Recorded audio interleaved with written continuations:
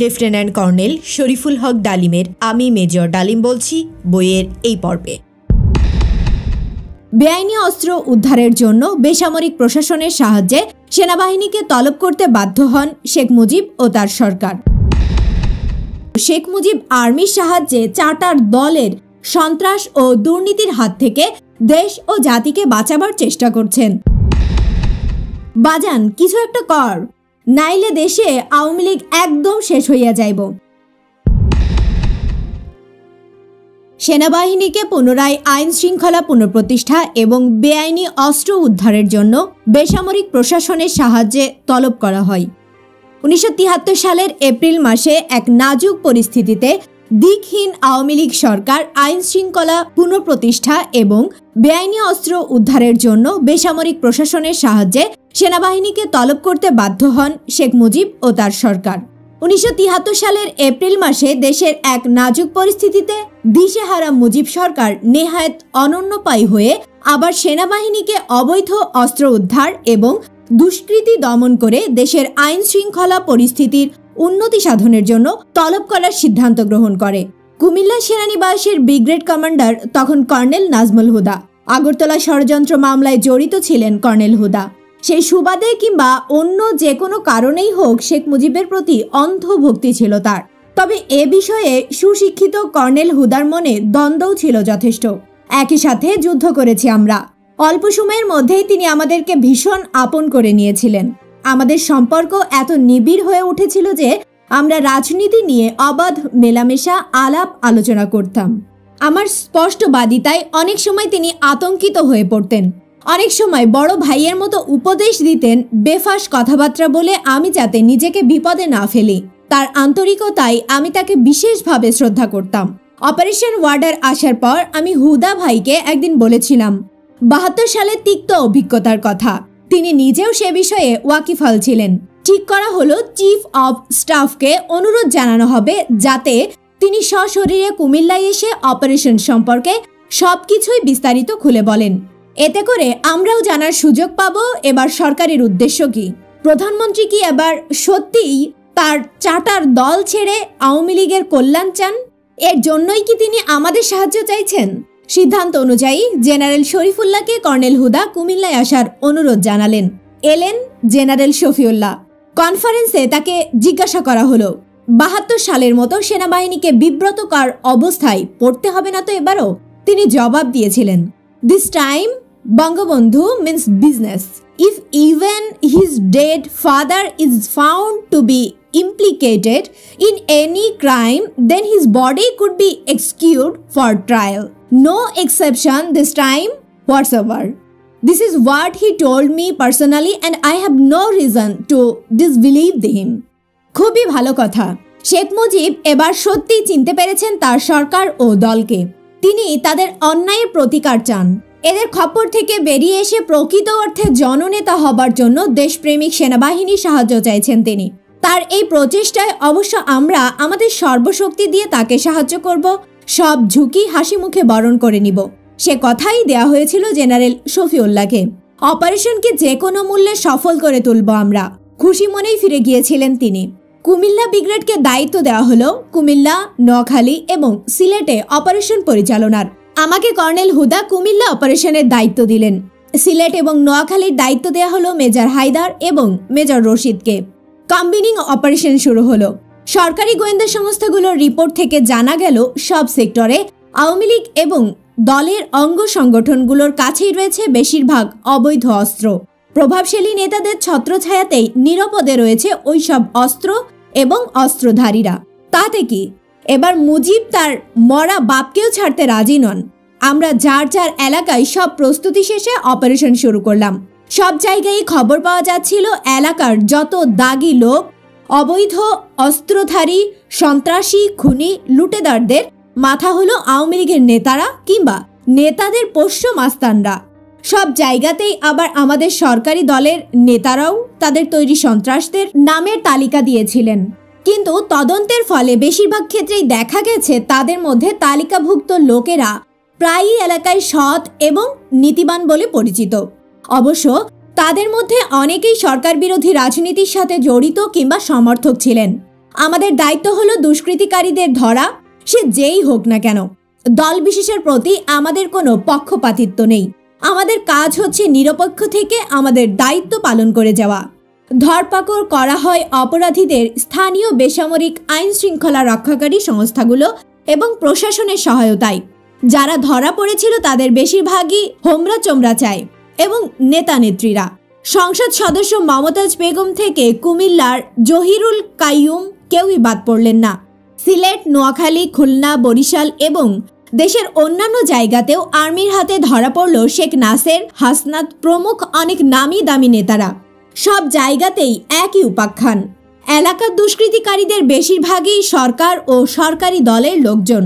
এই অপারেশনের সময় সেনাবাহিনীর সদস্যরা সরাসরিভাবে আওয়ামী লীগের স্থানীয় নেতা পাতি নেতাদের সঙ্গে প্রত্যক্ষ সংঘাতে জড়িয়ে পড়েন। আর্মি অপারেশনের ফলে সারা দেশে চমক সৃষ্টি হলো। লোকজন ভাবল শেখ মুজিব আর্মির সাহায্যে চার্টার দলের সন্ত্রাস ও দুর্নীতির হাত থেকে দেশ ও জাতিকে বাঁচাবার চেষ্টা করছেন। ফলে সবখানেই জনগণ স্বতঃস্ফূর্তভাবে এগিয়ে এসেছিলেন আর্মি অপারেশনের সাহায্য করতে। কয়েকদিনের দেশব্যাপী অভিযানের ফলে সন্ত্রাস কমে গেল অস্বাভাবিকভাবে। জনগণের মনে আশা ফিরে এলো। দুঃশাসনের ফলে নির্জীব হয়ে পড়া জাতির মধ্যে নতুন করে প্রাণের সঞ্চার হলো। ধরা পড়া সবার বিরুদ্ধেই আইনগত ব্যবস্থা নেওয়া হলো। কারো ব্যাপারেই কোনো ব্যতিক্রম করা হলো না।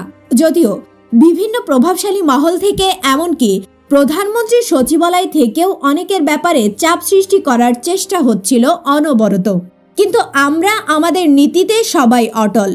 কোনো ব্যাপারে কোনো বাছবিচার করা হবে না, আইন সবার জন্য সমান। হঠাৎ সেনা সদর থেকে কয়েকজন আটক অপরাধীকে ছেড়ে দেবার জন্য নির্দেশ পাঠালেন জেনারেল শফিউল্লাহ। কর্নেল হুদা পরিষ্কার জানিয়ে দিলেন কাউকে ছেড়ে দেওয়া তার পক্ষে কিছুতেই সম্ভব নয়, কারণ শুধুমাত্র আইনই এখন তাদের ভাগ্য নির্ধারণ করতে পারে। আইনকে নিজের হাতে নেবার কোনো অধিকার তার নেই। ব্রিগেড কমান্ডারের এই জবাব জেনারেল শফিউল্লাহ প্রধানমন্ত্রীকে জানালেন। কর্নেল হুদার কাছে ফোন এলো প্রধানমন্ত্রীর। কর্নেল হুদা বিনীতভাবে প্রধানমন্ত্রীকে অনুরোধ করলেন প্রধানমন্ত্রী যেন তার রাজনৈতিক সচিব জনাব তোফায়েলকে পাঠিয়ে দেন চিফের সাথে সরে জমিনে অবস্থা তদন্ত করার জন্য। তদন্তে যদি প্রমাণিত হয় যে আর্মি কারো প্রতি কোনো অবিচার কিংবা অন্যায় করেছে, সেক্ষেত্রে প্রধানমন্ত্রীর যে কোনো শাস্তিই তিনি মাথা পেতে নিতে প্রস্তুত আছেন এরিয়া কমান্ডার হিসাবে। প্রধানমন্ত্রীর টেলিফোন যখন আসে তখন দৈবক্রমে আমিও কন্ট্রোল রুমে উপস্থিত ছিলাম। প্রধানমন্ত্রীর ফোন, তাই আমি রুম থেকে বের হয়ে যেতে চেয়েছিলাম, কিন্তু কর্নেল হুদার নির্দেশে রুমে থেকে যেতে হয়েছিল আমাকে। কর্নেল হুদার চারিত্রিক দৃঢ়তা সেদিন আমাকে মুগ্ধ করেছিল। নেতার প্রতি তার অন্ধ আনুগত্য এবং শেখ মুজিবের অতি বিশ্বাসভাজনদের একজন হয়েও কর্নেল হুদা এ ধরনের জবাব প্রধানমন্ত্রীকে দেবেন, সেটা সত্যিই আমি ভাবতে পারিনি। প্রধানমন্ত্রী বলছিলেন অতি সত্বর তিনি লোক পাঠাচ্ছেন তদন্তের জন্য। সেদিনই হেলিকপ্টারে করে এসে পৌঁছালেন জেনারেল জিয়াউর রহমান। জনাব তোফায়েলকে কিছুতেই তিনি সঙ্গে আনতে রাজি করাতে পারেননি।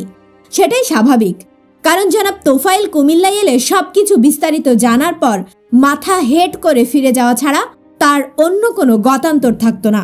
জেনারেল জিয়ার আগমনের পর কুমিল্লা সহ অন্য সব জেলার শীর্ষ নেতাদের যারা তখনও বাইরে ছিলেন তাদের সবাইকে সেনানিবাসে আমন্ত্রণ জানানো হলো এক মধ্যাহ্নভোজে। ভোজ পর্ব শেষে একে একে সব ধূর্ত ব্যক্তিদের কেন এবং কোন চার্জে ধরা হয়েছে প্রমাণাদি সহ তার বিশদ বিবরণ দিলেন অপারেশন কমান্ডাররা। কেউ কোনো কিছুর প্রতিবাদ করতে পারলেন না। জেনারেল জিয়া, কর্নেল হুদা এবং আমাকে সঙ্গে করে একই হেলিকপ্টারে করে ঢাকায় সেনা সদরে ফিরে এলেন। সেখান থেকে জেনারেল শফিউল্লাহকে সঙ্গে করে আমরা গেলাম ৩২ নম্বর ধানমন্ডিতে শেখ সাহেবের বাসায়।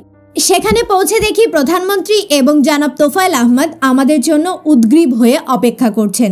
ঘরে ঢুকতেই কর্নেল হুদা এবং আমাকে দেখা মাত্র শেখ মুজিব গর্জে উঠলেন, কি পাইছস তোরা? আওয়ামী লীগ ছাড়া দেশে আর কি কোনো দুষ্কৃতিকারী নাই? জাসদ সর্বহারা পার্টির লোকজন তোদের চোখে পড়ে না? অবাক হয়ে গেলাম, কি বলছেন প্রধানমন্ত্রী? কর্নেল হুদা জবাব দিলেন, স্যার, আমরা আপনার নির্দেশে অপারেশন করছি প্রকৃত দুষ্কৃতিকারীদের ধরার জন্য। আমরা নির্দলীয়, আমাদের কাছে সবাই সমান। বিভিন্ন এজেন্সির দেয়া রিপোর্টের ভিত্তিতে এবং আমাদের নিজস্ব এজেন্সি দিয়ে ওই সমস্ত রিপোর্ট ভেরিফাই করার পরই আমরা অ্যাকশন নিয়েছি। ধৃত ব্যক্তিদের বেশিরভাগই যদি আওয়ামী লীগের হয় তাতে আমাদের দোষ কোথায়? কথা বাড়াতে না দিয়ে জনাব তোফায়েল কয়েকজনের নাম করে তাদের অবিলম্বে ছেড়ে দিতে বললেন। তাকে সমর্থন করে আমাকে উদ্দেশ্য করে প্রধানমন্ত্রী বললেন, যা হবার তা হইছে, এখন এদের ছাড়ার বন্দোবস্ত কর। জবাবে আমি বললাম, ধরার বা ছাড়ার মালিক আমরা নই স্যার, চিফের মাধ্যমে আপনার নির্দেশেই কার্যকারী করেছি আমরা। ধরার হুকুম দিয়েছিলেন আপনি, ছাড়ারও মালিক আপনি, তবে এ বিষয়ে আইন কি বলে সেটা আমার জানা নেই। ছেড়ে দেয়াটা যদি আইনসম্মত মনে করেন তবে হুকুম জারি করে আইন সংস্থাকে বলেন তাদের ছেড়ে দিতে। আমরা তাদের ছাড়ব কিভাবে? তারা তো এখন আমাদের অধীন নয়, সবাই এখন রয়েছে আইনের অধীনে। আইনগত ব্যবস্থা নেওয়া হয়েছে প্রত্যেকের বিরুদ্ধে। আমার জবাব শুনে কিছুক্ষণ চুপ করে থেকে জেনারেল শফিউল্লাহকে উদ্দেশ্য করে তিনি বলে উঠলেন, বাজান কিছু একটা কর, নাইলে দেশে আওয়ামী লীগ একদম শেষ হইয়া যাইব। জেনারেল শফিউল্লাহ প্রধানমন্ত্রীর বাজান সম্বোধনে বিগলিত হয়ে দাঁড়িয়ে পড়ে প্রায় হাত জোর করে বললেন, স্যার আপনি অস্থির হবেন না, আমি অবশ্যই কিছু একটা করব, আপনি আমার উপর ভরসা রাখতে পারেন। কথাগুলো শেষ করে বসতেও ভুলে গিয়েছিলেন সেনাপ্রধান। প্রধানমন্ত্রীর ইশারায় আবার নিজের আসনে বসলেন জেনারেল শফিউল্লাহ। আমরা সবাই নিশ্চুপ বসে থেকে তার মোসাহেবি পানার কৌতুক উপভোগ করছিলাম কিছুটা বিব্রত হয়ে। After all he is our chief. ইতিমধ্যেই জনাব তোফায়েল শেখ সাহেবের কানে কানে নিচু স্বরে কিছু বললেন। কান পড়ায় হঠাৎ ক্ষিপ্ত হয়ে প্রধানমন্ত্রী বলে উঠলেন, কুমিল্লার ক্যাপ্টেন হাই, ক্যাপ্টেন হুদা, লেফটেন্যান্ট তৈয়ব, সিলেটের লেফটেন্যান্ট জহিরের বিরুদ্ধে অ্যাকশন নিতে হইব। তারা বন্দীদের উপর অকথ্য অত্যাচার করছে। হুদা ভাইকে উদ্দেশ্য করেই ক্ষোভ প্রকাশ করলেন শেখ মুজিব। স্যার ওরা সব জুনিয়র সাবঅর্ডিনেট অফিসার, ওরা যা করেছে সেটা আমার হুকুমেই করেছে। অত্যাচারের অভিযোগ সত্যি নয়, এই অভিযোগ সম্পূর্ণ মিথ্যে এবং উদ্দেশ্য প্রণোদিত। তারপরেও যদি ওদের শাস্তি দিতে চান তবে সেটা সবার আগে আমারই প্রাপ্য। আমাকে ডিঙিয়ে জুনিয়র অফিসারদের শাস্তি দিলে সেটা আমার জন্য অপমানকর হবে। সেক্ষেত্রে কমান্ডার হিসাবে অধীনস্থ সব অফিসার এবং সৈনিকদের কাছে আমি আর ফিরে যেতে পারবো না। কর্নেল হুদার জবাবে স্তম্ভিত হয়ে গিয়েছিলেন প্রধানমন্ত্রী। ত্রস্তে উঠে দাঁড়ালেন তিনি এবং বললেন, ঠিক আছে, আইস তোরা যা, ডালিম তুই রাতে খাইয়া যাস। আমাকে রেখে বাকি সবাই চলে গেলেন। শেখ সাহেব ও আমি বাড়ির অন্দরমহলে ঢুকলাম। রাত তখন প্রায় 11টা। যথাযথ নিয়মে বারান্দায় খাওয়া পরিবেশন করা হলো। খেতে খেতে শেখ সাহেব বললেন, তুই থাকতে কুমিল্লায় আওয়ামী লীগের এই দশা হইল কেন? চাচা বিশ্বাস করেন আমরা কোনো দল দেখে অপারেশন করিনি। চিফ কুমিল্লায় এসে আমাদের বলেছিলেন এবার নাকি আপনি আপনার মরা বাপকেও ছাড়বেন না। আমরা সে অনুযায়ী কাজ করেছি। আপনি এবার কুমিল্লায় গিয়ে দেখলেন লোকজন কি খুশি।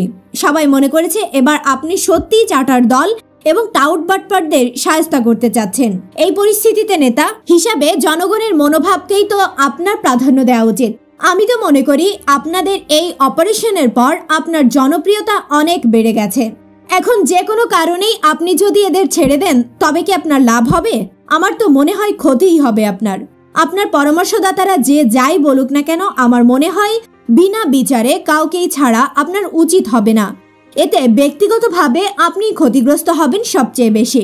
কিন্তু পার্টি ছাড়া আমি চলবো কেমনে? প্রশ্ন করলেন শেখ সাহেব। পার্টি আপনার অবশ্যই প্রয়োজন। মনে করেন না কেন এটা একটা শুদ্ধি অভিযান।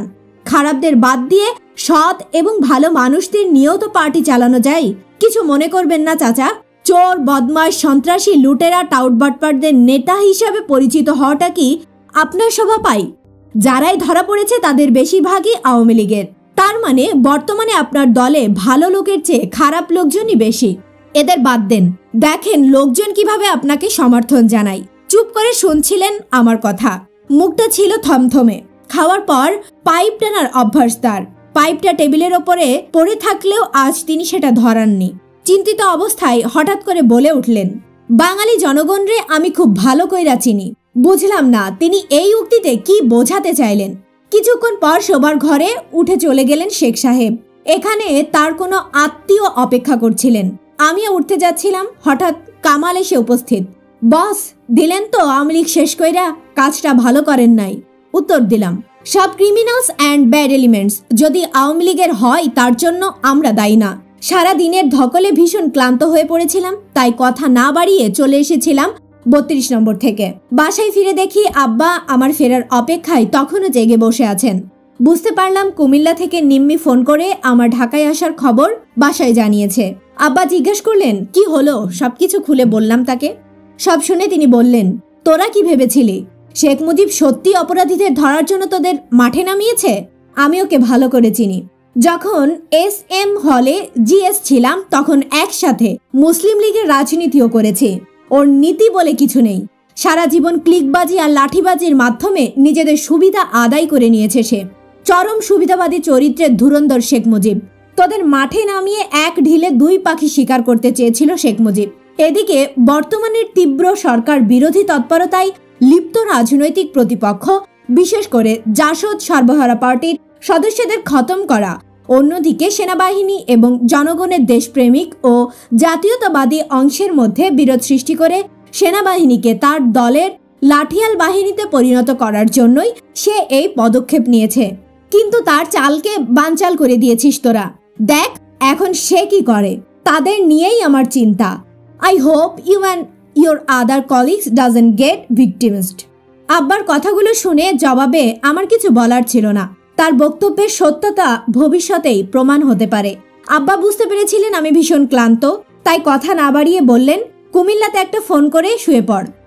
Don't over estimate Mujib, he is just an average man. আব্বার কথায় কিছুটা চিন্তিত হয়ে পড়েছিলাম। পরদিন সকালে জেনারেল শফিউল্লাহ সেনা সদরে আমাকে ডেকে পাঠালেন। সেখানে গিয়ে দেখি কর্নেল হুদাকেও ডেকে পাঠানো হয়েছে। হুদা ভাই আমাকে বললেন, chief will go with us to Comilla to release all those people. ভীষণভাবে দমে গিয়েছিলাম এই সিদ্ধান্তের কথা শুনে। হুদা ভাইও ভীষণ আপসেট। ক্যাপ্টেন নূর, জেনারেল জিয়ার, ADC তার কামরায় গিয়ে বসলাম। বসের সাথে দেখা করতে চাই বললাম। নূরের মাধ্যমে খবরটা পেয়েই তিনি আমাকে ডেকে পাঠালেন। ঘরে ঢুকে দেখলাম তিনিও গম্ভীর।